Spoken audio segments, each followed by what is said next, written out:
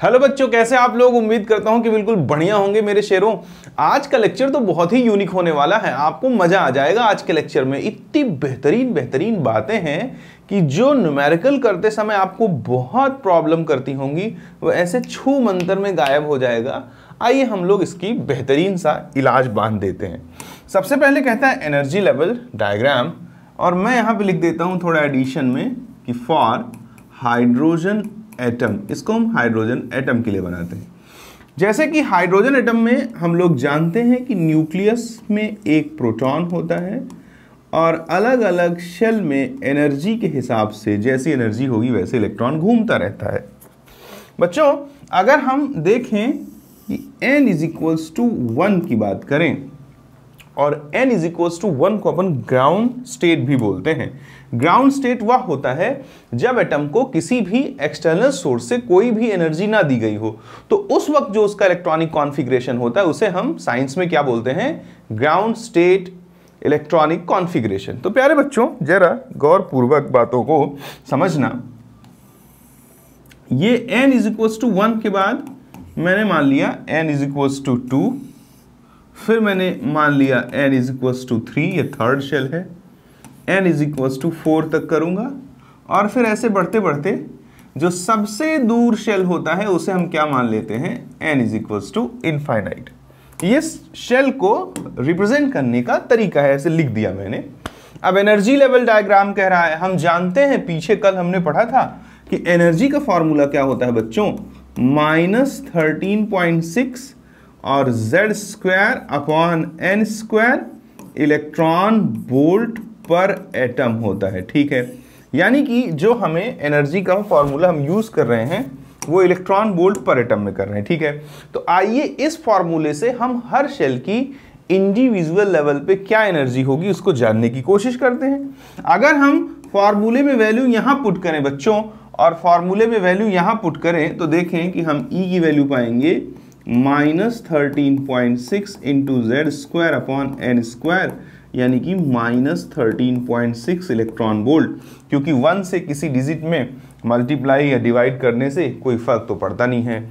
अब आगे जरा देखिए, अगर हम यहाँ निकालते हैं एनर्जी तो यहाँ कितना आएगा बच्चों, -13.6 × Z²/n², 2 का स्क्वायर बोले तो 4, और 4 से डिवाइड करोगे तो दिस इज -3.4 इलेक्ट्रॉन वोल्ट। ठीक है, हम सेकेंड शेल की एनर्जी पा गए, कितना, -3.4 इलेक्ट्रॉन वोल्ट के बराबर। आइए बच्चों हम लोग ऐसे ही थर्ड शेल के लिए देखते हैं। अब डायरेक्ट करता हूं, देखो क्योंकि Z तो एक ही होगा भाई, जितनी बार हाइड्रोजन के लिए पुट करोगे -13.6 1 का स्क्वायर/n² होगा, यानी ये तो actual formula -13.6/n² electron volt पर एटम हो जाएगा, क्योंकि हाइड्रोजन के लिए जो Z की वैल्यू होती है वो 1 होती है, और 1 का किसी भी डिजिट में मल्टीप्लिकेशन या डिवीजन का कोई रोल नहीं है। अब जाके जरा देखो, तीसरे सेल के लिए डायरेक्ट पुट करता हूं -13.6, और 3 का स्क्वायर करोगे तो क्या हो जाएगा, 9। इससे जब डिवाइड करोगे तो ये -1.51 के आजू बाजू का वैल्यू ले लेगा।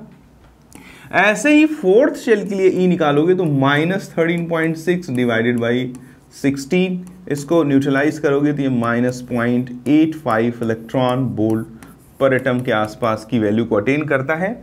और ये है इनफाइनाइट।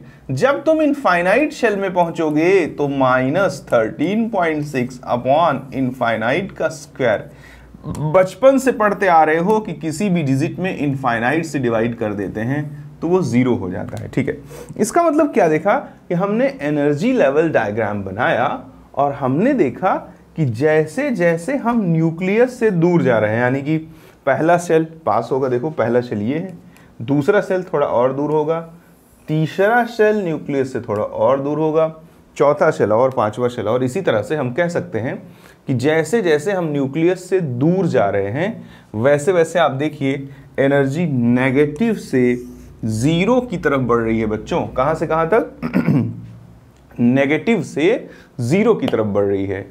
यानी कि हम कह सकते हैं कि हाइड्रोजन एटम के किसी भी शेल में घूमते हुए इलेक्ट्रॉन की एनर्जी जैसे जैसे वो शेल न्यूक्लियस से दूर होता जाएगा वैसे वैसे वो बढ़ती चली जाएगी। ये -13.6 है, ये -3.4 है। नेगेटिव में छोटी वैल्यू एक्चुअल में बड़ी होती है। तो यहाँ से हमने सीखा मेन बात बच्चों, जो वो क्या था कि वेरिएशन इन टोटल एनर्जी की अगर बात करें कि जैसे जैसे n की वैल्यू बढ़ रही है वैसे वैसे E टोटल बढ़ रहा है। ये बात बहुत स्पष्ट रूप से क्लियर है, आप देख लीजिए फिर से, बिल्कुल भी रिलैक्स रहिए और बातों को बहुत ही ठंडे तरीके से अपन समझ लेते हैं। जैसे ही अपन न्यूक्लियस से दूर जा रहे हैं तो हम पा रहे हैं कि इलेक्ट्रॉन की एनर्जी बढ़ रही है। कैसे जाना हमने, क्योंकि न्यूक्लियस के सबसे पास कितना था -13.6 और सबसे दूर कितना था 0 -13.6 से बड़ा है।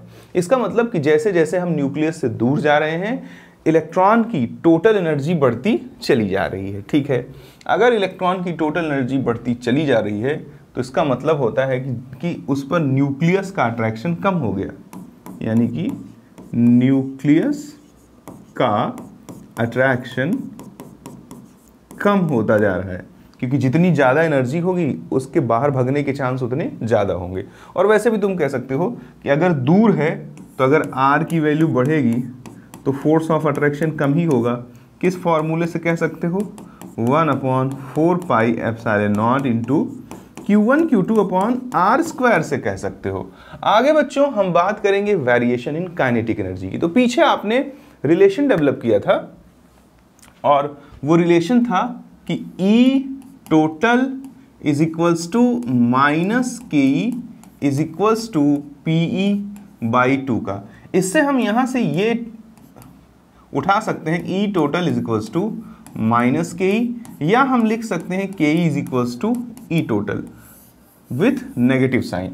तो इसे हम कई तरीके से समझ सकते हैं। पहला तो जिसका तेज दिमाग है वो ऐसे ही समझ सकता है कि भाई अगर n की वैल्यू बढ़ने पर E टोटल क्या हो रहा था, बढ़ रहा था, बट E टोटल किसके बराबर है, -KE। तो KE किसके बराबर हो जाएगा, -E टोटल। यानी कि E टोटल में जैसा वेरिएशन हो रहा था ठीक उसका उल्टा वेरिएशन किसमें होगा, KE में। तो KE क्या होगा, घटेगा। यानी कि किसी भी रैंडम शेल में घूमते हुए इलेक्ट्रॉन की जो काइनेटिक एनर्जी है वो न्यूक्लियस से जितना दूर जाते जाएंगे उतनी कम होती जाएगी।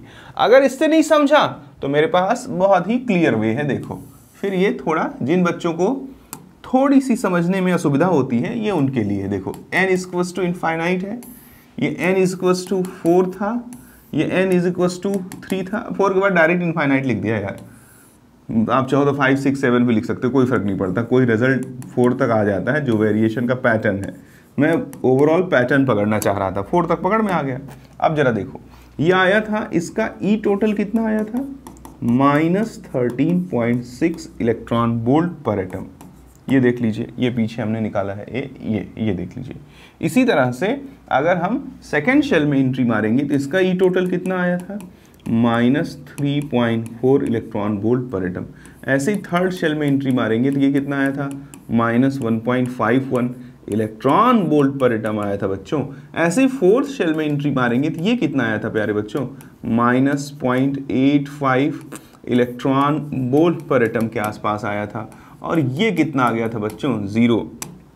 आइए जरा देखते हैं हम लोग।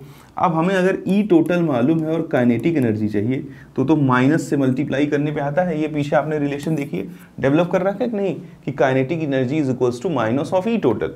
तो हम यहाँ माइनस लगा देंगे, जरा देखिए कहाँ कहाँ माइनस लगा देंगे, यहाँ पर। तो ये कितना हो जाएगा, +13.6 इलेक्ट्रॉन वोल्ट हो जाएगा। ठीक है, यहाँ पे भी प्लस लगा देंगे तो हमें kinetic energy for the second shell ये कितना हो जाएगा, +3.4 इलेक्ट्रॉन वोल्ट हो जाएगा।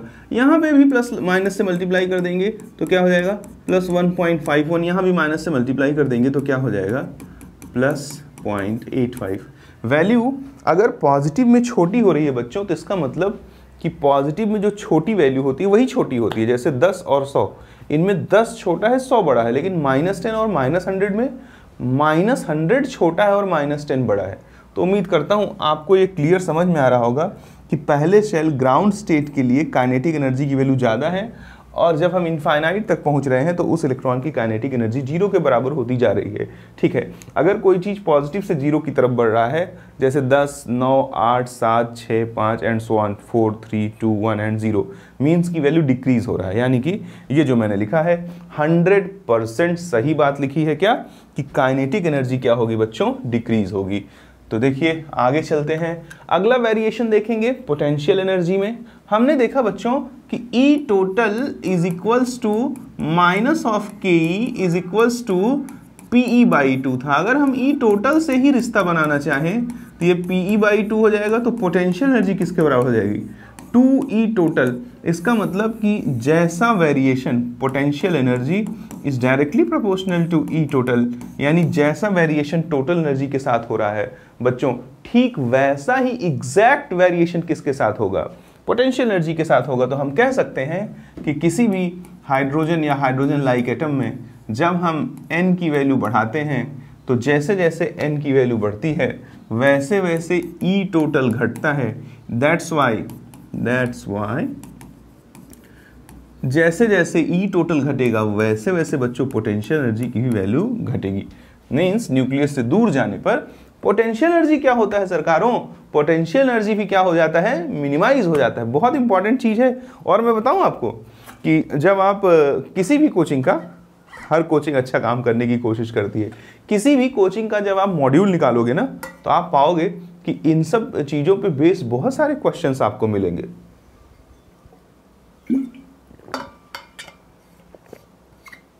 प्यारे बच्चों तो देखो आगे चलते हैं, अभी बहुत कुछ निकालूंगा। देखो variation of difference in total energy of successive shell. ठीक है, हमसे कह रहा है कि भाई बहुत हो गया, अब तुम जरा variation of difference in total energy, इस बात को जरा पकड़ने की कोशिश करो। डिफरेंस इन टोटल एनर्जी, ठीक है। अब जरा देखो टोटल एनर्जी में डिफरेंस चाहिए। चलो भाई हम फटाफट खींचते हैं। ग्राउंड स्टेट था n=1, और उसके बाद अगला क्या था, second shell n=2, third shell n=3, fourth shell n=4 and so on. Last में मैं लिख देता था n=इनफाइनाइट। अब मुझे कुछ डेटा अच्छे से याद हो गए हैं, जैसे ये आया था -13.6 इलेक्ट्रॉन वोल्ट, ये आया था -3.4 इलेक्ट्रॉन वोल्ट, ये आया था बच्चों कितना -1.51 इलेक्ट्रॉन वोल्ट, और ये कितना आया था -0.85 इलेक्ट्रॉन वोल्ट के आसपास। ठीक है प्यारे बच्चों, अब हमें क्या चाहिए, हमें डिफरेंस चाहिए। ठीक है, तो अगर मैं यहाँ पर एनर्जी में डिफरेंस पता लगाऊं, E2 माइनस E1 को, यहाँ E3 माइनस E2 को, यहाँ E4 माइनस E3 को, तो हमें एक ये तीन डेटा से पता लग जाएगा कि सक्सेसिव शेल का जो टोटल एनर्जी में वेरिएशन है डिफरेंस का, वो बढ़ रहा है या घट रहा है। इसलिए मैंने आगे नहीं लिखा, जैसे 5 लिखो, 6 लिखो, 7 लिखो। क्यों नहीं लिखा, क्योंकि मुझे इन तीन डेटा से वैल्यू बढ़ रही है कि वैल्यू घट रही है, इसका 100% अंदाजा लग जाएगा। तो जब बच्चों मैं -3.4 में से सब्सट्रैक्ट करूंगा -13.6, तो ये माइनस माइनस प्लस हो जाएगा और वैल्यू आ जाएगा 10.2 इलेक्ट्रॉन वोल्ट। जब बच्चों मैं क्या करूंगा, -1.51 में से सब्सट्रैक्ट करूंगा -3.4 इलेक्ट्रॉन वोल्ट को, तो जरा देखो क्या हो जाएगा, ये -1.51 है, ये +3.40 हो जाएगा। तो 0 में से जब 1 घटाओगे तो कितना आ जाएगा बच्चों, 9 आ जाएगा, ये 10 में से, और यहाँ बचा 3, 1 आया इधर, 13 में से 5 गया तो जो है 13 में से 5 घटाओगे तो 8 आ जाएगा, और इधर 2 बचा, यानी 1.89 इलेक्ट्रॉन वोल्ट के आसपास आ जाएगा। और इसी तरह से जब तुम E4 में से E3 को सब्सट्रैक्ट करोगे, यानी प्यारे बच्चों क्या करोगे, -0.85 इलेक्ट्रॉन वोल्ट में से सब्सट्रैक्ट करोगे -1.51 इलेक्ट्रॉन वोल्ट, तो ये -0.85 ये +1.51 हो जाएगा बच्चों। इधर 11 में से 5 जाएगा तो कितना हो जाएगा, 6 5 11, 6 बचेगा, और इधर जो है हमारा क्या हो गया 4, अब 4 में 1 वापस इधर ले आए तो 14 हो गया। ठीक है, अब 14 में से अगर 8 घटाएगा तो 8 6 14, यानी कि लगभग 6.5 या 6.6 के आसपास का डेटा आ जाएगा विथ पॉजिटिव साइन, ठीक है 0.66 का, सॉरी। अब यहाँ जरा एक चीज देखो, E2 माइनस E1 की वैल्यू कितनी आई बच्चों? 10। अभी आइडियल वैल्यू से थोड़ा बहुत पॉइंट में डिफर कर सकते हैं, बट उससे कोई खासा फर्क नहीं पड़ने वाला। जो मैं तुम्हें समझाना चाहता हूँ वो उसको समझाने के लिए इतनी बातें पर्याप्त है। हमने देखा कि जैसे हम न्यूक्लियस से दूर जा रहे हैं, फिर से सुन लीजिए, मैंने देखा कि जैसे मैं न्यूक्लियस से दूर जा रहा हूं तो जो सक्सेसिव शेल में टोटल एनर्जी का डिफरेंस है कंटिन्यूअसली, यानी कि E2 minus E1, E3 minus E2, E4 minus E3, वो वैल्यू घट रही है बच्चों। तो हम कह सकते हैं कि कैसा वेरिएशन होगा? E2 माइनस E1 बड़ा होगा किससे? E3 माइनस E2 से, और ये बड़ा होगा किससे? E4 माइनस E3 से, और इसी तरह से ये बात चलती चली जाएगी। और अगर बच्चों इस चीज को तुम देखो तो ये बात साफ साफ क्लियर भी है। देखो ये लगभग आ रहा है 10.2, तो 10.2 तो बड़ा ही होगा ना किससे? 1.89, और वो लगभग 0.66, तो ये बात बिल्कुल 100% सही है। कई बार क्वेश्चन में ऑप्शन के फॉर्म में इसको देता है और वहां पर हमें इतनी बड़े प्रोसेस से गुजरना पड़ेगा, इसलिए हर एग्जाम की एक ज़रूरत होती है और वो ज़रूरत होती है क्विक रिएक्शन की। और हर क्विक रिएक्शन के पीछे एक ही कारण होता है कि बेहतरीन मैनर्ड वे में टीचिंग और केवल ट्रेडिशनल पैटर्न से क्वेश्चन को सॉल्व करने के बजाय एक यूनिक अप्रोच रखना पड़ता है। तो उम्मीद करता हूं कि उस यूनिक अप्रोच में आपको ये बहुत काम आएगा। मेरे प्यारे सरकारों, आगे चलता हूं और आपसे बात कर देता हूं variation of difference in kinetic energy of successive shell. देखो, हम जानते हैं कि जो भी कुछ टोटल एनर्जी के साथ होगा उसका उल्टा काइनेटिक एनर्जी के साथ होगा, क्योंकि दोनों में ये नेगेटिव के साथ वाला रिलेशन है। फिर भी अगर कोई बच्चा कहता है सर फील नहीं हो रहा है, तो फील करा देता हूं उसको, बड़ा कम समय लगेगा। ये n = 1 है, और ये क्या था? n = 2 था। ये क्या था? n = 3 था। ये क्या था? n = 4 था। And the last one is what? The last one is n = infinite था। ठीक है, अब प्यारे बच्चों जरा गहराई से बात को समझने की कोशिश करना। यहां पे जरा देखो, E यहां पे हम लोग सीधे लिख देते हैं। यहां पर हम लोग बच्चों देखो टोटल एनर्जी निकाले थे, अब इधर काइनेटिक एनर्जी लिखेंगे। पीछे कर चुका हूं इसलिए मैं थोड़ा जल्दी से करूंगा, ज्यादा इसमें आप पैनिक मत करना। देखो मेरे प्यारे शेरों, यहाँ काइनेटिक एनर्जी क्या हो जाएगा? माइनस ऑफ E टोटल, यानी कि प्लस 13.6 इलेक्ट्रॉन वोल्ट। यहाँ क्या हो जाएगा काइनेटिक एनर्जी? KE1 KE2, ये कितना हो जाएगा जरा बताओ? ये हो जाएगा 3.4 इलेक्ट्रॉन वोल्ट। यहाँ अगर कोई निकाले काइनेटिक एनर्जी कितना हो जाएगा? KE3, ये हो जाएगा 1.51 इलेक्ट्रॉन वोल्ट। और अगर यहाँ पर निकाले तो कितना हो जाएगा? ये हो जाएगा प्लस 0.85 इलेक्ट्रॉन वोल्ट के आसपास आता है। ठीक है, अब वो जितना भी आता हो मेरा काम हो जाएगा, तुम करते रहना डिवीजन, इतना ही आता है। ठीक है, चलो मेरे बच्चों अब आगे जरा देखो, अगर मैं यहाँ निकालूं KE2 माइनस KE1, यहाँ मैं निकालूं KE3 माइनस KE2, और सरकारों यहाँ मैं क्या निकाल दूं? KE4 minus KE3। अब इन तीन डेटा से आप बताओ हमें वेरिएशन के बारे में नॉलेज आ जाएगी कि नहीं, कि जैसे जैसे हम न्यूक्लियस से दूर जा रहे हैं, जैसे जैसे शेल नंबर बढ़ रहा है, तो काइनेटिक एनर्जी में जो डिफरेंस है, सक्सेसिव शेल के काइनेटिक एनर्जी में जो डिफरेंस है, उसमें किस तरह का वेरिएशन हो रहा है, ये हमें इतने से पता लग जाएगा।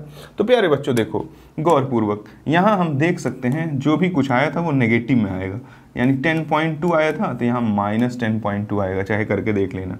और पिछले वाले में जरा देखो ये कितना आया था? प्लस 1.89, ये आ जाएगा माइनस 1.89 आ जाएगा। यहाँ जरा देखो कितना आया था बताओ? 0.66 के आसपास, तो ये आ जाएगा माइनस 0.66। अब जरा देखो नेगेटिव में वैल्यू छोटी हो रही है, यानी ओवरऑल वैल्यू बढ़ रही है। और वैसे भी तुमने देखा था कि अगर E2 माइनस E1 बड़ा था E3 माइनस E2 से, और ये बड़ा था E4 माइनस E3 से, तो जैसा वेरिएशन टोटल एनर्जी में हो रहा था, ठीक उसका उल्टा किसमें होना चाहिए प्यारे बच्चों?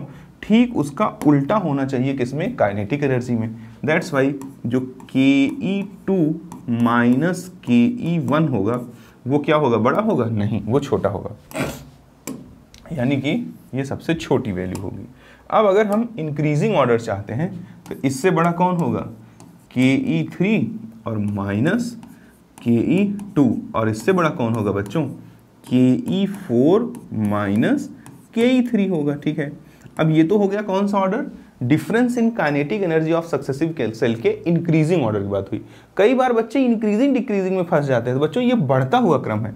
अगर वो डिक्रीजिंग ऑर्डर पूछता तो ये डेल के ई का इंक्रीजिंग ऑर्डर है, अगर वो डेल के ई का डिक्रीजिंग ऑर्डर पूछता तो ऐसे लिखना पड़ता आपको कि Ke4 माइनस Ke3 सबसे बड़ा होगा, उसके बाद Ke3 माइनस Ke2 होगा, और उसके बाद कौन आएगा, Ke2 और माइनस Ke1 होगा। बट हम जो भी कुछ निकाल रहे हैं वो किसके लिए निकाल रहे हैं, वो जब n बढ़ता है तो उसके लिए निकाल रहे हैं। तो जब n बढ़ेगा तो क्या ये भी रिलेशन सही है, ये भी रिलेशन सही है, तो ऐसी स्थिति में आप ऐसे एनर्जी के लिए भी पूछ सकता है। ऐसी स्थिति में आप सावधान रहिएगा। आप देखिएगा क्वेश्चन का डिमांड क्या है, क्वेश्चन क्या पूछ रहा है कि difference in total energy of successive shell का इंक्रीजिंग ऑर्डर पूछ रहा है, या difference in total energy of successive shell का डिक्रीजिंग ऑर्डर पूछ रहा है। ऐसे ही काइनेटिक एनर्जी में भी और ऐसे ही पोटेंशियल एनर्जी में भी हम कर सकते हैं। प्यारे बच्चों, अगले में जरा देखिए, variation of difference in potential energy पूछ रहा है। तो हम जानते हैं बच्चों कि पोटेंशियल एनर्जी किसके बराबर पीछे आया था, 2E टोटल, यानी potential energy is directly proportional to E total, यानी जैसा वेरिएशन पोटेंशियल टोटल एनर्जी में था वैसा पोटेंशियल में हो जाएगा। यानी अब इसको मैं करके नहीं दिखा रहा, अब इसको समझ लेना तुम, E2 माइनस E1। भाई जैसे मैंने काइनेटिक को टोटल से रिलेट किया, अब इतना आप कंपटीशन अगर पढ़ाई कर रहे हैं तो आप इसको कर सकते हैं ना, वेरी सिंपल। और ट्राई करिए बच्चों, जब तक आप ट्राई नहीं करेंगे तब तक आपको सेल्फ कॉन्फिडेंस ही नहीं आएगा। आपको लगेगा यार मेरे से तो हो ही नहीं सकता, और कुछ भी दुनिया की ऐसी चीज नहीं जो तुमसे नहीं हो सकता। देखो, जो एक व्यक्ति के साथ संभव है वो सबके साथ संभव है। अगर इस देश का एक भी बच्चा सेलेक्ट हो सकता है तो आप भी सेलेक्ट हो सकते हैं। बस ये देखिए कि वो कैसे दिनचर्या रखता है और आप कैसे दिनचर्या रखते हैं। अगर आप उसकी लाइफस्टाइल, उसकी सोच, उसके तरीके और उसके अनुशासन का अनुसरण करेंगे तो कोई आपको नहीं रोक सकता। और अगर अपनी धुन में रहेंगे तो फिर तो रिजल्ट डिफरेंट आएगा ही। रिजल्ट हमेशा डिपेंड करता है कि एक्शन प्लान क्या है। आपका एक्शन प्लान टॉपरों जैसा है तो आप भी टॉपर बन जाएंगे, और आपका एक्शन प्लान बेवकूफ ऐसे है, हो गया, अरे नहीं हो रहा है, तो फिर वैसे ही होता जाएगा। प्यारे बच्चों इधर देखो, E2 माइनस E1 बड़ा था E3 माइनस E2 से, और ये बड़ा था E4 माइनस E3 से। तो जो बच्चों पोटेंशियल एनर्जी में PE2 बड़ा होगा, PE2 माइनस PE1 बड़ा होगा किससे, PE3 माइनस PE2 से, और ये बड़ा होगा बच्चों PE4 माइनस PE किससे, 3 से। यानी कि जब हम n की वैल्यू बढ़ाएंगे, n की वैल्यू बढ़ाएंगे यानी 1 2 3 4, यानी न्यूक्लियस से दूर की तरफ हम लोग चलेंगे। तो ऐसी परिस्थितियों में प्यारे बच्चों जो डिफरेंस इन पोटेंशियल एनर्जी है वो भी इंक्रीज करता है। ओ हो, आयोनाइजेशन एनर्जी, वाह, बहुत तगड़ा टॉपिक है, बहुत तगड़ा टॉपिक है, और बहुत यूनिक अप्रोच दे सकता हूं मैं आपको। अगर आपने दिल खोल के मुझसे पढ़ लिया इसको तो आपका दिल गुदगुदा जाएगा, मजा आ जाएगा आपको, क्योंकि जहां आपको समस्या आती थी मैं वहीं वार करूंगा। देखो, आयोनाइजेशन एनर्जी अगर हम बोहर के टर्म में पढ़ें तो बोहर के टर्म में क्या है कि एनर्जी, ध्यान से एक एक डेफिनेशन पे ध्यान देना है, energy required to remove an electron from the gaseous state from the isolated भी बोलना चाहिए, energy required to remove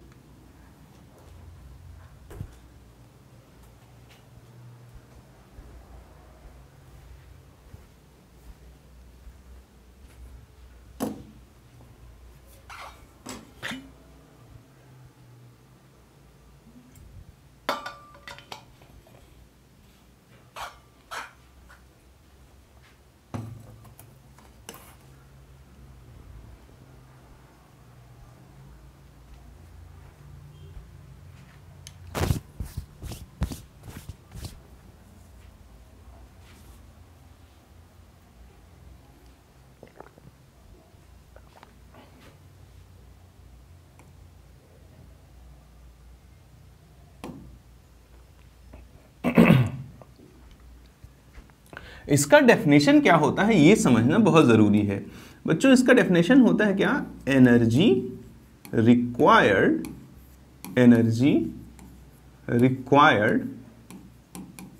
to remove an electron from isolated gaseous single electron species, यानी कि किसी isolated gaseous single electron species, जैसे कि hydrogen में से अगर एक इलेक्ट्रॉन निकाल लिया जाए तो H+ बनेगा, तो यहाँ लगने वाली जो एनर्जी होगी भाई, हाइड्रोजन में क्या होगा, न्यूक्लियस अपने इलेक्ट्रॉन को पकड़ के रखेगा ना, तो न्यूक्लियस अपने इलेक्ट्रॉन को अगर इलेक्ट्रोस्टैटिक फोर्स ऑफ अट्रैक्शन से पकड़ के रखेगा और तुम इस इलेक्ट्रॉन को क्या करना चाहोगे, निकालना चाहोगे तो एनर्जी देनी पड़ेगी ना भाई, इसकी एनर्जी बढ़ेगी तभी तो ये न्यूक्लियस की पकड़ से छूट के निकल पाएगा मतलब एटम से बाहर कर लिया जाएगा। तो यहाँ जो एनर्जी लगती है उसे ही अपन क्या बोल देते हैं, आयोनाइजेशन एंथैल्पी। अगर हम दूसरा बात करें जैसे कि He+, तो ये गैसियस में होना चाहिए और इसमें से अगर कोई, अच्छा मैं उल्टा लिख दिया, ऐड कर दिया हूँ इलेक्ट्रॉन, सॉरी ये इलेक्ट्रॉन इधर लिखना पड़ेगा ना, नहीं तो एडिशन में माना जाएगा। इधर देखिए ऐसे, यानी कि +1 इलेक्ट्रॉन, सॉरी ये ऐसे, ये देखो यहाँ पे ये He+ गैस हो जाएगा और ये 1 इलेक्ट्रॉन। ऐसे ही हम अगर Li+2 की बात करें तो इसे गैसियस होना चाहिए, ये Li+3 गैसियस हो जाएगा, ये 1 इलेक्ट्रॉन। अगर बच्चों हम लोग Be+3 की बात करें तो गैसियस होना चाहिए, इसमें से एक इलेक्ट्रॉन निकाल दोगे तो ये Be+4 गैसियस हो जाएगा and this one is the 1 electron बोल। ठीक है, अब अगर उम्मीद करता हूं आपको समझ में आया होगा कि मोटी बात क्या हो गई, किसी भी ऐसी स्पीसीज जिसमें इलेक्ट्रॉनों की संख्या 1 हो, जिसे अपन क्या बोलते हैं, सिंगल इलेक्ट्रॉन स्पीसीज या हाइड्रोजन लाइक एटम, उसके गैसियस स्टेट में से अगर एक इलेक्ट्रॉन रिमूव करने के लिए जितनी एनर्जी लगती है उसे अपन क्या बोलते हैं, आयोनाइजेशन एनर्जी, और इस प्रोसेस को क्या बोलते हैं, आयोनाइजेशन। तो हम लोग कह सकते हैं क्योंकि इसमें एनर्जी लग रही है कि दिस प्रोसेस इज एंडोथर्मिक, यानी कि किसी एटम या किसी आयन में से इलेक्ट्रॉन को निकालने की जो प्रक्रिया है वो कैसा प्रोसेस होता है बच्चों, वो एंडोथर्मिक प्रोसेस होता है। ओके, अब सरकारों जरा देखिए, मैं इसी बात को दूसरे तरह से बोलता हूं। देखो, अब इनफाइनाइट एक ऐसी जगह है जहां से कोई वापस नहीं आता मतलब इलेक्ट्रॉन निकाल लिया गया, अगर उसे हम ग्राउंड स्टेट से कहां भेज दें, इनफाइनाइट एक ऐसी दूरी है जहां से वापस इलेक्ट्रॉन नहीं आएगा। तो चाहे मैं बोलूं कि किसी आइसोलेटेड गैसियस एटम जो कि सिंगल इलेक्ट्रॉन स्पीसीज है में से मैं एक इलेक्ट्रॉन निकाल ले रहा हूं, और चाहे मैं बोलूं कि किसी isolated gaseous single electron species में मैं इलेक्ट्रॉन को ग्राउंड स्टेट से इनफाइनाइट में जंप करा दे रहा हूं, दोनों का सेम मतलब है, ये बात आप समझ लीजिए। ठीक है, तो अगर दोनों का सेम मतलब है बच्चों तो जरा देखना ध्यान से, अगर यहां जो इसका मतलब कि आयोनाइजेशन एनर्जी वह एनर्जी होती है जो किसी इलेक्ट्रॉन को ग्राउंड स्टेट से इनफाइनाइट में जंप कराने के लिए लगती है। तो हम डेफिनेशन दूसरा तैयार करते हैं। देखिए, डेफिनेशन नंबर 2 जो है वो क्या है, वो देसी तरीका है कि द अमाउंट ऑफ एनर्जी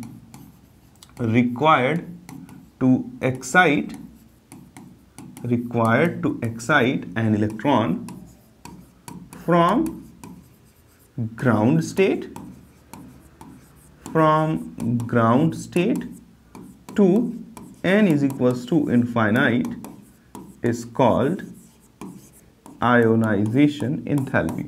उम्मीद करता हूं कि प्यारे बच्चों को ये डेफिनेशन ज़्यादा पसंद आएगा।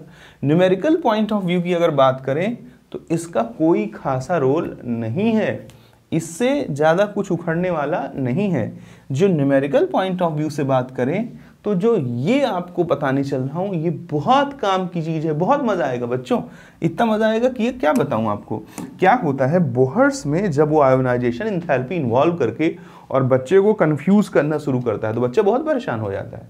बट हम इसके तोते उड़ा देंगे। आप जरा सा मौका दीजिए और वीडियो को प्रॉपर तरीके से देखिए अलर्टनेस के साथ, तो देखिए क्या हो जाएगा। आयनाइजेशन एंथैल्पी क्या हो जाएगा, जैसे देखो तुम्हारे पास 20 रुपए थे, तुम्हें 100 की कोई चीज चाहिए तो कितना एक्स्ट्रा रुपया लगा, 20 ऑलरेडी थे, 80 रुपीज एक्स्ट्रा लगे। किसी के पास एनर्जी कितनी थी, n=1 में था, इवन एनर्जी थी, उसे कहाँ भेजना है, n=इनफाइनाइट, यानी जहां एनर्जी ई इनफाइनाइट हो। तो कितनी एक्स्ट्रा एनर्जी चाहिए, तो एक्स्ट्रा एनर्जी चाहिए ई इनफाइनाइट माइनस E1। यहाँ 80 कैसे आया था, final money minus initial money which we have. तो यहाँ पे क्या हो जाएगा कि final energy which is required by electron to jump from this to this shell and initial energy which is associated with the electron when it is present in ground state। ठीक है, अब बच्चों बताओ जरा, ये -13.6 इंटू किसी के लिए भी बात हो रहा हो, किसी के लिए भी z² अपॉन ये क्या हो जाएगा इनफाइनाइट, और ये क्या हो जाएगा -E1। इनफाइनाइट से किसी में डिवीजन करते हैं तो वैल्यू 0 हो जाती है, यानी IE जो बच्चों है वो किसके बराबर हो जाएगा, -E1। ओ हो, बहुत प्यारा रिजल्ट है, बहुत ही प्यारा रिजल्ट है। इसका मतलब बच्चों कि अगर हमें किसी सिंगल इलेक्ट्रॉन स्पीसीज के आयोनाइजेशन एंथैल्पी को पता करना है तो हमें सर नीचे और पैर ऊपर करने की जरूरत नहीं है, हमें सिंपली पहले सेल के टोटल एनर्जी को माइनस से मल्टीप्लाई कर देना है, वही जो वैल्यू आएगी वही क्या होगी, आयोनाइजेशन एंथैल्पी। बट मैं आपको इतना यूनिक दूसरा अप्रोच देने वाला हूं कि आपके जिंदगी से समस्याएं छू मंतर हो जाएंगी। देखिए कैसे, आपने पीछे जब कल का लेक्चर देखा होगा, यानी इससे पहला वाला लेक्चर, तो आपने देखा होगा कि मैंने टोटल एनर्जी के बहुत सारे यूनिक फॉर्मूले दिए थे। उसी में एक ये भी था, E total = E1 upon n²। अब यहां से हम E1 की वैल्यू क्या पुट कर सकते हैं, E1 की वैल्यू, इसे अगर हम इक्वेशन नंबर 1 बोल दें तो इक्वेशन नंबर 1 से E1 क्या हो सकता है, -IE, और यहां से E टोटल कितना हो जाएगा बच्चों, अगर E1 की वैल्यू रिप्लेस करें -IE अपॉन n²। अरे भाई इतना गजब का फॉर्मूला है ना कि आपके जो है न्यूमेरिकल टेक्निक को इतना इनहेंस कर देगा कि आपको मजा आ जाएगा। यानी कि हाइड्रोजन लाइक एटम के किसी भी शेल में घूमते हुए किसी इलेक्ट्रॉन की टोटल एनर्जी को हम आयोनाइजेशन एंथैल्पी के भी टर्म्स में लिख सकते हैं बच्चों, ये इस तरह से, E total = -IE upon n²। उम्मीद करता हूं कि इतनी बातें आपके किसी काम आई होंगी। अब हम क्वेश्चन फोड़ेंगे और क्वेश्चन में ही सारे राज छुपे रहते हैं। तो एक बार चेक कर देता हूं कि सारा फ्रेम वगैरह में है कि नहीं। अकेला शूट करता हूं इसलिए थोड़ा सा असुविधा से डरता हूं। अब जरा देखो बच्चों, नहीं सब कुछ बढ़िया है, अब इसके धुआं उड़ाते हैं। देखो क्वेश्चन का क्या कहता है कि the ionization potential of hydrogen atom is 13.6 electron volt. Hydrogen atom का जो आयोनाइजेशन पोटेंशियल है, आयोनाइजेशन एंथैल्पी को ही आयोनाइजेशन पोटेंशियल भी बोलते हैं और उसे ही आयोनाइजेशन एनर्जी भी बोलते हैं।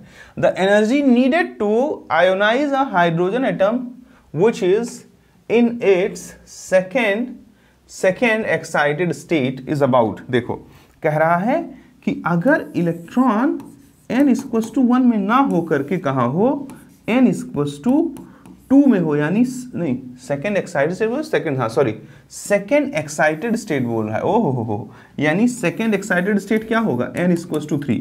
आपको मालूम है कि अगर इलेक्ट्रॉन n=1 में है और उसको आपने 2 में भेज दिया तो ये क्या है, ये फर्स्ट एक्साइटेड स्टेट है, और यहां से आपने क्या भेज दिया, 3 में भेज दिया, तो ये क्या हो गया, सेकेंड एक्साइटेड स्टेट। तो पहले तो यही समझना आपको बहुत जरूरी है कि इस वक्त जो इलेक्ट्रॉन है वो कहाँ है, सेकेंड एक्साइटेड स्टेट, यानी कि थर्ड शेल में है।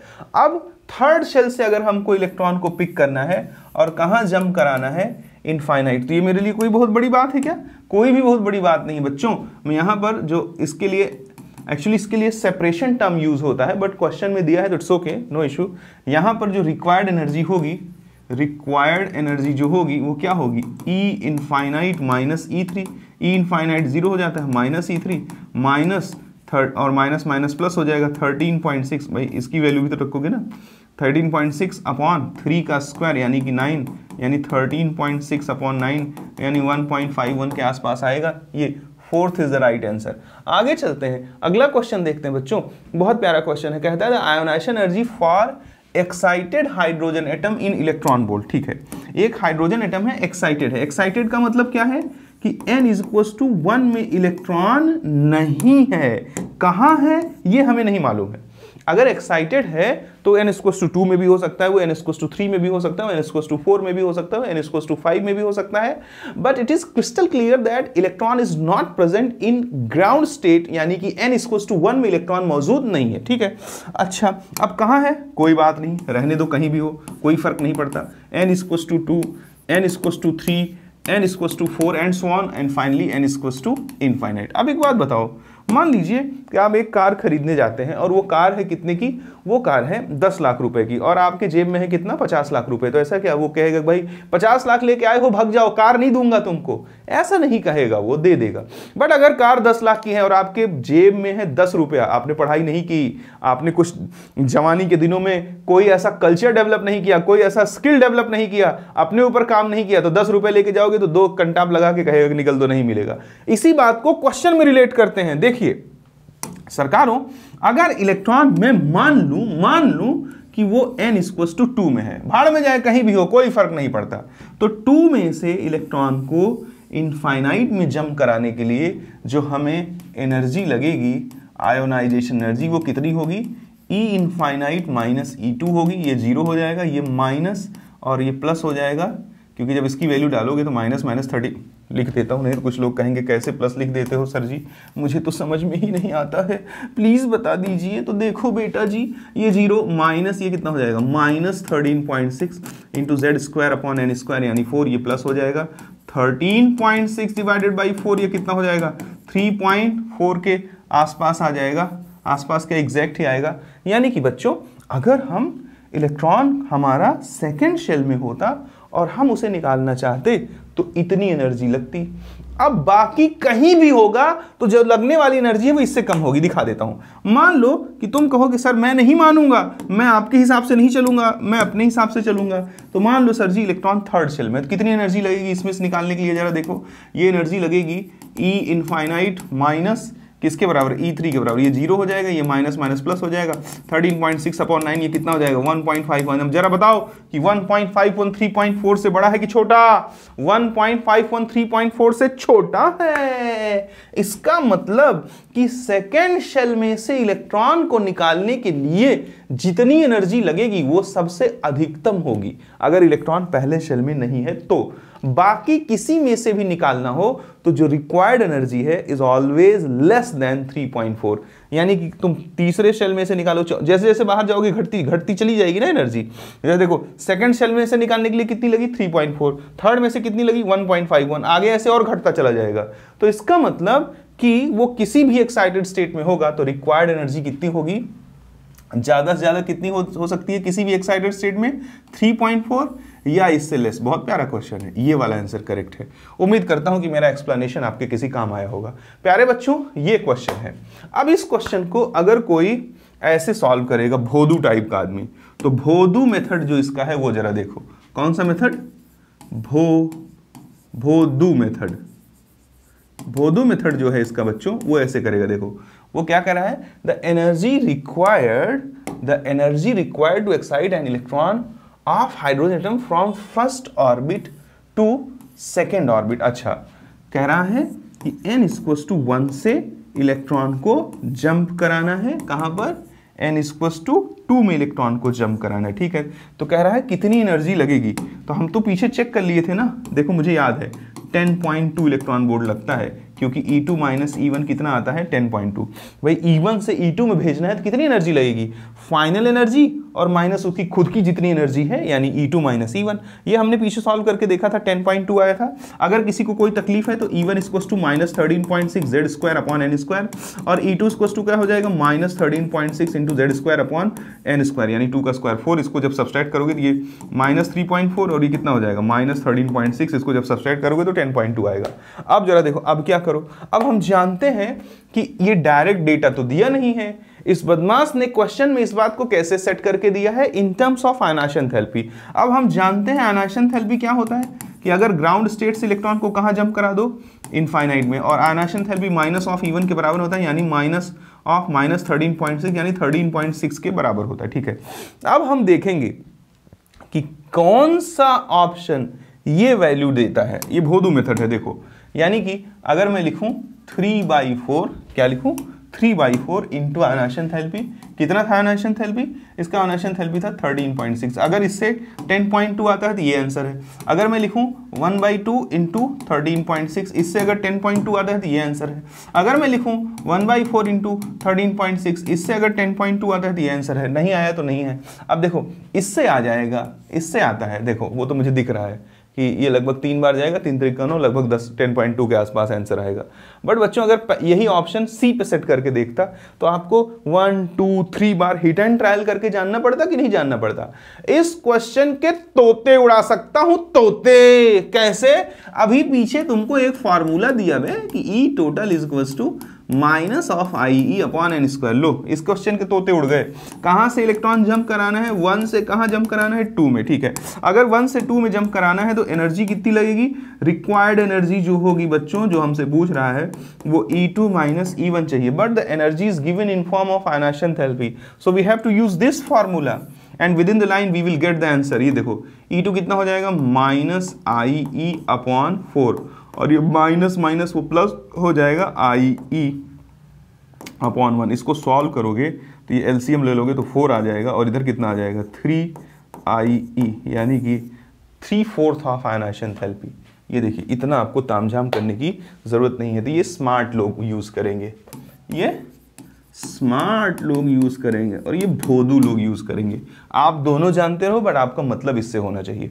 मेरे प्यारे शेरों, आगे चलता हूँ। कहता है if ionization energy of hydrogen atom is 160 electron volt, find the shell having energy 40 electron volt. अब ये क्वेश्चन अगर बिना इस फॉर्मूले के तुम करोगे, ये नहीं जानते हो कि E total equals to minus I E upon n square. अब ये किताबों में तो दिया नहीं है, ये तो तुम्हारे गुरुजी लोग मेहनत करके निकालेंगे।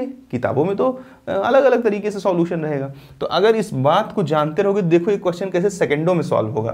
कहता है ionization energy of hydrogen atom is इतना। ठीक है, हाइड्रोजन एटम की आयनाइजेशन एंथैल्पी इतनी है। Find the shell having energy 40 electron volt. अच्छा, ईटी की वैल्यू 40 दिया है विथ नेगेटिव साइन। ये वाला नेगेटिव देखो यहाँ दे दिया है, माइनस उसको उसके सामने ही है वो माइनस। फ्रेम में तो है ना भाई, लेफ्ट हिस्सा, हाँ है ठीक ठीक। -40, और ये कितना हो जाएगा? Minus I E upon n square. Minus I की वैल्यू कितना दिया है? देखो ये दिया है हमें minus ionization enthalpy 160 n square. यहाँ से कट जाएगा और कितना हो जाएगा? 40 upon 160 equals to 1 upon n square. 4 चौका 16, 1/4 equals to 1 upon n square, या एन रेसिप्रोकल ले लो equals to 4, n equals to 2, यानी कि वो अननोन शेल कौन है? ये क्वेश्चन देखिए बच्चों, ये तो बहुत जबरदस्त क्वेश्चन है। देखिए हमसे क्या कहता है कि species having only 1 electron has ionization energy इतना। अब ये देखो, आयोनाइजेशन एनर्जी किसके बराबर होती है बच्चों? माइनस ऑफ E1 के। और हमसे बोल रहा है उसमें नंबर ऑफ प्रोटॉन यानी Z की वैल्यू पूछ रहा है। तो देखो आयोनाइजेशन एनर्जी कितनी दी है? 11810, बट ये ध्यान देना किलो जूल पर मोल में दी है। कल मैंने तुम्हें एनर्जी की बहुत फार्मूले बताए थे। मैंने बोला था E minus 13.6 Z square upon n square electron volt पर एटम।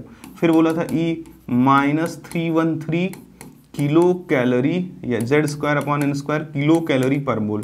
और क्या बोला था? Minus 1312 Z square upon n square kilo joule पर मोल। और क्या बोला था? 2.18 into 10⁻⁻18 Z square upon n square joule पर एटम। इतने फॉर्मूले बोले थे कल आपको, बहुत अच्छे से सिखाया था। तो यहाँ देखो किलो जूल पर मोल दे दिया ना।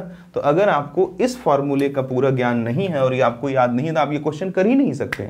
इवन कितना हो जाएगा? देखिए minus of -1312 into Z square upon n 1 square, क्या? किलो जूल पर मोल। किलो जूल पर मोल से किलो जूल पर मोल कट गया, और ये अब माइनस माइनस प्लस हो गया। Z square 11810 upon 1312।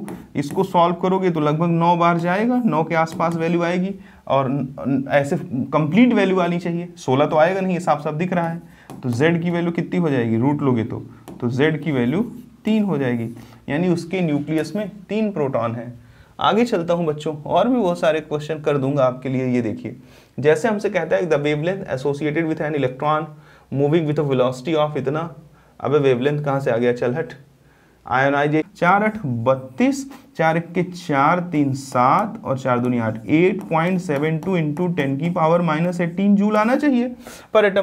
जबकि यहाँ पे कितना दिया है 19.6, यानी इस फॉर्मूले का इस्तेमाल नहीं कर रहा है जो तुम जानते हो। कौन सा फॉर्मूला तुम जानते हो? E = -2.18 इंटू 10⁻⁻18 और Z का स्क्वायर अपॉन N का स्क्वायर और जूल पर एटम, इसका इस्तेमाल नहीं कर रहा है। नहीं तो ये डेटा आना चाहिए था आयोनाइजेशन एंथैल्पी ऑफ हीलियम का। तो क्वेश्चन होता है कि सर जी मैं कैसे जानूं कि किसका यूज कर रहा है? दिमाग लगाना पड़ेगा बेटा। कहते सर है ही नहीं। अरे बेटा ऐसा नहीं है यार, दिमाग तो है आपके पास, टेंशन ना लो। इधर देखो कैसे जानेंगे हम जानते हैं कि E1 = माइनस ऑफ IE होता है। E1 हमें कांस्टेंट पता लगाना है ना, देखो x इंटू Z² अपॉन 1 का स्क्वायर = ये माइनस साइन के साथ और -13.6 समथिंग होता है ना, तो माइनस ये मुझे कांस्टेंट पता लगाना है x, और ये माइनस कितना दिया है 19.6 इंटू 10⁻⁻18। यहाँ से जब तुम सॉल्व करोगे तो माइनस माइनस प्लस हो जाएगा, x इंटू हीलियम का ये पुट करोगे 2 तो 2 का स्क्वायर 4 हो जाएगा और ये 19.6 इंटू 10⁻⁻18 आ जाएगा। तो यहाँ से x की वैल्यू कितनी आ जाएगी? 4 चौक 16, 4 9 36, 4 चौक 16, हाँ 4 9 36 इंटू 10⁻⁻18। यानी कि एक्चुअल जो फॉर्मूला है वो ये यहाँ पे नहीं यूज़ हो रहा है, ये वाला यूज़ हो रहा है 4.9 into 10⁻⁻18 Z² upon N² joule पर एटम विथ नेगेटिव साइन। तो यहाँ पे मैंने नेगेटिव साइन लगा दिया बच्चों। अब देखो सेकंडों में आंसर आ जाएगा। क्या पूछ रहा है तुमसे? Li+2 के फर्स्ट शेल की एनर्जी, ठीक है। तो तुम हड़बड़ी में रहोगे तो ये फॉर्मूला लगा दोगे, लेकिन अगर तुम सावधान रहोगे तो तुम डेटा क्रॉस चेक करके फिर फॉर्मूला बना के फिर आंसर निकालोगे। तो ये देखो एक लाइन में आएगा -4.9 इंटू 10⁻⁻18। लिथियम के लिए Z कितना होता है 3 का स्क्वायर अपॉन 1। इसको जब सॉल्व करोगे तो ये -4.41 इंटू 10⁻⁻17 जूल पर एटम के बाद पास आएगा बच्चों। बहुत प्यारा क्वेश्चन था। क्वेश्चन नंबर 8वां देख लीजिए। क्वेश्चन नंबर 8वां कहता है कि the ionisation enthalpy of hydrogen atom is इतना। हाइड्रोजन एटम की आयोनाइजेशन एंथैल्पी इतना है, ठीक है, बहुत अच्छी बात है। कहता है the energy required to excite the electron in the atom from n = 1 to n = 2। अच्छा, आयोनाइजेशन एनर्जी इतना है, तो आयोनाइजेशन एनर्जी कितना होता है माइनस ऑफ E1 के। तो E1 किसके बराबर हो जाएगा? माइनस ऑफ IE के। तो हम जानते हैं E = E1 अपॉन N²। तो E = क्या हो जाएगा? Minus of IE upon N²। पीछे प्रूफ किया कहाँ से इलेक्ट्रॉन भेजना है, n = 1 से कहाँ को भेजना है, n = 2। तो कितनी एनर्जी लगेगी? एनर्जी लगेगी E2 माइनस E1। E2 की जगह क्या पुट कर सकता हूँ? -IE अपॉन 2 का स्क्वायर, और माइनस E1 की जगह क्या पुट कर सकता हूँ? -IE अपॉन 1 का स्क्वायर। ये क्या हो जाएगा? -IE अपॉन 4 और प्लस IE। इसको सॉल्व करोगे तो 3/4 IE आएगा। वैल्यू डाल दो, आंसर आ गया। 3/4 IE कितना दिया भाई लोगों? 1.312 इंटू 10⁻6। इसको सॉल्व कर दो जरा। अगर मैं इसको ऐसे लिख दूं कि एग्जैक्ट वैल्यू चाहिए तो जरा इसको ऐसे लिख दो 3 और इंटू 13.12 डिवाइडेड बाई 4 इंटू 10⁻5। 1 10 ले लिया, मल्टीप्लाई कर दिया। अब ये कितना आ जाएगा? 3 इंटू 4 × 12 1 13, उधर दशमलव लगा दिया और 4 दूनी 8 और 4 8 32 इंटू 10⁻5। 3 8 24 के 4 आता दो, 3 दूनी 6 2 8 और 3 त्रिका 9। 9.84 into 10⁻5। 9.84 into 10⁻5 D is the right answer. प्यारे बच्चों आगे चलेंगे। ये हमें कहता है the first 5 ionization energy of element is इतना इतना इतना इतना इतना, ठीक है, kilo joule. Then the electron could be. अच्छा, ये तो मैं ऐसे ही बता सकता हूँ आपको, ये थोड़ा अलग अप्रोच है इस पर। उम्मीद करता हूँ आपको दिख रहा होगा, चेक कर देता हूँ। हाँ दिख रहा है। देखो ऐसे क्वेश्चंस में जब बहुत सारे आयोनाइजेशन एंथैल्पी दिया जाए तो देखो सडन जंप चेक किया करो। अचानक से जब देखो ये IE1 दिया है, ये वैसे हमारे टॉपिक से रिलेटेड नहीं है बट आ गया तो बता देता हूँ। IE1, IE2, IE3। IE3 से जब देखो हम कहाँ जा रहे हैं? IE4 पे जा रहे हैं। देखो यानी कि जब हम IE3 से IE4 पे जा रहे हैं तो अचानक से देखो ये 3 गुना है, ये जरा देखो 1.5 गुने के आसपास है। ये अचानक से बहुत ज़्यादा बढ़ गया। देखो ये 25,000, 1,000, 10,000, 10,000, 1,000, 10,000, 25,000 के आसपास है, यानी इससे लगभग 8 गुने के आसपास है, यानी कि यहां से यहां गए तो 8 टाइम बढ़ गया। तो जो सडन जंप होता है वो हमें बताता है कि आउटर मोस्ट शेल में कितने इलेक्ट्रॉन थे। यानी पहला इलेक्ट्रॉन निकालने में ज़्यादा कठिनाई नहीं हुई, दूसरा इलेक्ट्रॉन निकालने में ज़्यादा कठिनाई नहीं हुई क्योंकि वैल्यू बहुत ज़्यादा नहीं है, तीसरे में भी वैल्यू बहुत ज़्यादा नहीं, चौथा इलेक्ट्रॉन निकालने में अचानक से बहुत कठिनाई हुई, यानी उसके आउटर मोस्ट शेल में कुल 3 इलेक्ट्रॉन थे, क्योंकि आउटर मोस्ट शेल के इलेक्ट्रॉनों पर न्यूक्लियस का अट्रैक्शन कमजोर होता है। और आउटर मोस्ट शेल में 3 इलेक्ट्रॉन कहाँ होते हैं, ये NH2 NP1, यानी कि कहाँ पर अगर देखा जाए तो हैलोजन में नहीं, नोबल गैस में नहीं, थर्ड ग्रुप एलिमेंट नहीं, सेकेंड ग्रुप एलिमेंट नहीं, थर्ड ग्रुप नहीं, 13th ग्रुप होना चाहिए। यानी इसके आउटर मोस्ट शेल में कितने इलेक्ट्रॉन हैं, थर्ड ग्रुप नहीं, या तो ऐसे लिखे थर्ड ए लिखे और या तो 13th ग्रुप की बात करें तो ये जो एलिमेंट है जिसके आयनाइजेशन एंथैल्पी में वेरिएशन ऐसा है वो ग्रुप 13 से बिलोंग करता है। यानी कि आपको उम्मीद करता हूँ कि समझ में आया होगा। ये थोड़ा देखो टॉपिक से हट के आ गया, अब आ गया आयनाइजेशन एंथैल्पी था तो बता दिया। देखो ऐसा तुमको क्वेश्चन दिखेगा, पीरियोडिक टेबल में इसको बहुत डिटेल बताऊंगा। जहां पर सडन जंप हो रहा है आयनाइजेशन एंथैल्पी में वहां समझ लो कि आउटर मोस्ट शेल के इलेक्ट्रॉन खत्म हो गए हैं।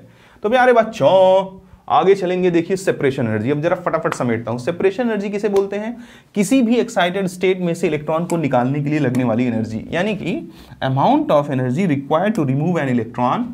फटाफट लिख दीजिएगा, amount of energy required to remove an electron from any excited state, from any excited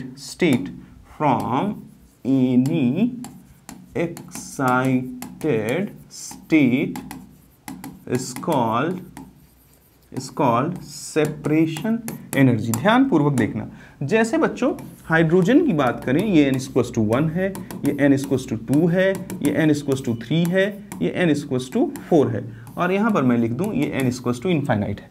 अगर कोई इलेक्ट्रॉन को n=1 से इनफाइनाइट में भेज रहा है, यानी n=1 से इलेक्ट्रॉन का जंप हो रहा है n=इनफाइनाइट में, तो इसे सेपरेशन एनर्जी नहीं बोलते हैं।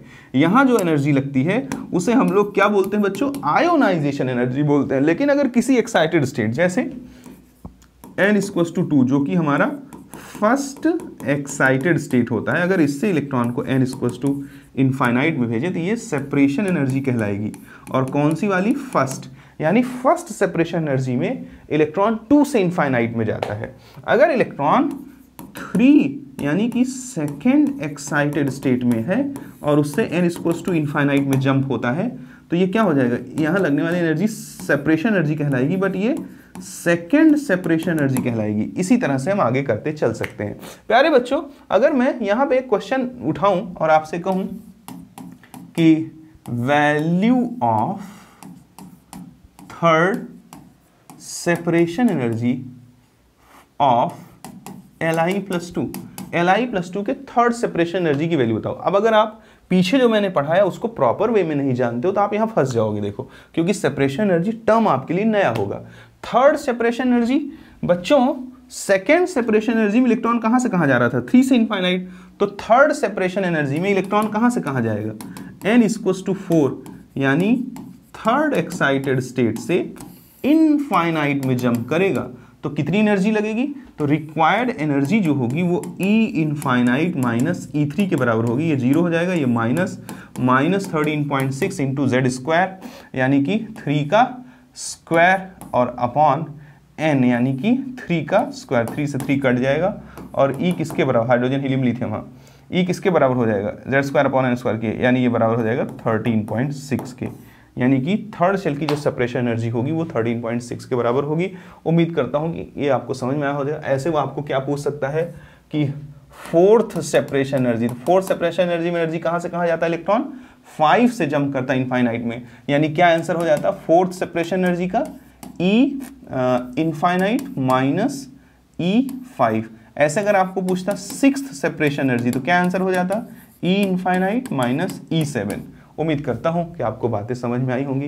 प्यारे बच्चों इसके आगे एक और चीज समझाता हूं आपको, बहुत मस्त सी बात है, एक्साइटेशन एनर्जी। बहुत सटीक शब्दों में आपको बोलने की कोशिश करता हूं क्योंकि मेरा लेक्चर का भी टाइम होने ही वाला है। तो देखिए सरकार, एक्साइटेशन एनर्जी क्या होती है। सबसे पहले आपको समझना पड़ेगा कोलिजन। वैसे साइंस में, फिजिक्स में दो तरह का कोलिजन होता है, एक होता है इलास्टिक और एक होता है नॉन इलास्टिक। एक होता है इलास्टिक कोलिजन और एक होता है नॉन इलास्टिक कोलिजन। बच्चों, इलास्टिक कोलिजन का क्या मतलब है? इलास्टिक कोलिजन का मतलब है कि 100% एनर्जी कंजर्व्ड रहती है। ठीक है, यानी कि अगर मान लो एक इलेक्ट्रॉन है और इस पर एक 10.2 इलेक्ट्रॉन वोल्ट का फोटोन गिर रहा है, तो ये पूरी की पूरी, जब फोटोन का इलेक्ट्रॉन के साथ कोलिजन होगा तो ये इलेक्ट्रॉन इसकी पूरी एनर्जी ले लेगा। इसका मतलब ये इलास्टिक कोलिजन है। ठीक है, और नॉन इलास्टिक कोलिजन का मतलब है, जरा देखिए, कि where 100% energy is not conserved. ठीक है, यानी कि अगर ये इलेक्ट्रॉन है और अगर ये 10.2 इलेक्ट्रॉन वोल्ट की एनर्जी गिरा रहा है तो पूरी नहीं ले सकता, ये इसका कुछ हिस्सा लेगा। तो ध्यान पूर्वक अब समझना, बहुत ज़बरदस्त चीज़ है कि भाई 100% जब कंजर्व नहीं है तो पूरी नहीं ले पाएगा ना, इसका कुछ हिस्सा लेगा। अब ध्यान से समझना, जब मैं केमिस्ट्री की बात करूंगा तो केमिस्ट्री में ये वाला पोर्शन अलाउड नहीं है। ये फिजिक्स में तो अलाउड है, बट केमिस्ट्री में नॉन इलास्टिक कोलिजन अलाउड नहीं है। इसलिए एक ही क्वेश्चन का फिजिक्स और केमिस्ट्री में दो डिफरेंट तरीके से जवाब हो सकता है। जैसे कि देखो, अगर मान लो केमिस्ट्री में हमसे कहता है कि हाइड्रोजन एटम में इलेक्ट्रॉन को n=1 से n=2 में भेजना है। ठीक है, ऐसी स्थिति में इस इलेक्ट्रॉन पर एक फोटोन गिरा 10.3 इलेक्ट्रॉन वोल्ट का। अब हम जानते हैं बच्चों कि E3 माइनस E2 की वैल्यू 10.2 होती है। यानी अगर हम इलेक्ट्रॉन को कहां से कहां भेजना चाहते हैं, 1 से 2 में भेजना चाहते हैं, किसमें? हाइड्रोजन एटम में, तो कितनी एनर्जी लगेगी? 10.2 इलेक्ट्रॉन वोल्ट के बराबर लगेगी। बट यहां गिरने वाली एनर्जी कितनी है? 10.3 इलेक्ट्रॉन वोल्ट। तो क्योंकि केमिस्ट्री में सिर्फ कैसा कोलिजन पॉसिबल है? इलास्टिक कोलिजन, यानी इसे पूरी एनर्जी लेनी पड़ेगी। पूरी एनर्जी लेगा तो ये यहां नहीं जा पाएगा, क्योंकि यहां जाने के लिए इसे सिर्फ कितना चाहिए था? 10.2 चाहिए था। अब मान लो इस पे दूसरा फोटोन गिरा जिसकी एनर्जी कितनी है? 10.1 इलेक्ट्रॉन वोल्ट है। तो ना तो 10.3 वाला इसे एक्साइट कर पाएगा, केमिस्ट्री में, फिजिक्स में कर देता, क्योंकि फिजिक्स में और क्या अलाउड है? नॉन इलास्टिक कोलिजन, यानी वो इससे 10.2 इलेक्ट्रॉन वोल्ट की एनर्जी ले लेता और 0.1 इलेक्ट्रॉन वोल्ट का एक दूसरा फोटोन रिलीज कर देता और इलेक्ट्रॉन को जंप करा देता यहाँ फिजिक्स में। बट केमिस्ट्री में ऐसा नहीं करेगा, ध्यान रखिएगा। अब 10.1 इलेक्ट्रॉन वोल्ट लेगा तो यहाँ नहीं पहुंचा पाएगा। यानी कि जब गिरने वाली लाइट की एनर्जी मान लो किसी तीसरे केस में 10.2 है तो ये इलेक्ट्रॉन खट से यहाँ पहुंच जाएगा। इसका क्या मतलब है? इसका बहुत बेहतरीन मतलब है बच्चों, ध्यान रखना। क्या? कि एक्साइटेशन एनर्जी, बहुत ध्यान से नोट्स बना लेना, excitation energy must be equal to energy gap. यानी कि बच्चों जो एक्साइटेशन एनर्जी होती है वो एनर्जी गैप के, एक्साइटेशन एनर्जी जो है must be equal to energy gap. वो एनर्जी गैप के जरूर बराबर होना चाहिए, तभी पॉसिबल होगा, अदरवाइज पॉसिबल नहीं होगा। और आप ये भी जानते हैं कि एक बार में एक इलेक्ट्रॉन एक फोटोन को एब्जॉर्ब करता है। जैसे अगर मैं आपसे पूछूं, ऐसा क्वेश्चन दे दूं कोई, which of the following photon can excite hydrogen atom. ध्यान से सुनना, बहुत प्यारा क्वेश्चन है, भले मैं लिख रहा हूं बट बहुत प्यारा क्वेश्चन है। हमसे कहता है कि which of the following photon can excite hydrogen atom. मैंने सबसे पहले ऑप्शन में डाल दिया क्या? कि 5.1 इलेक्ट्रॉन वोल्ट इंटू 2।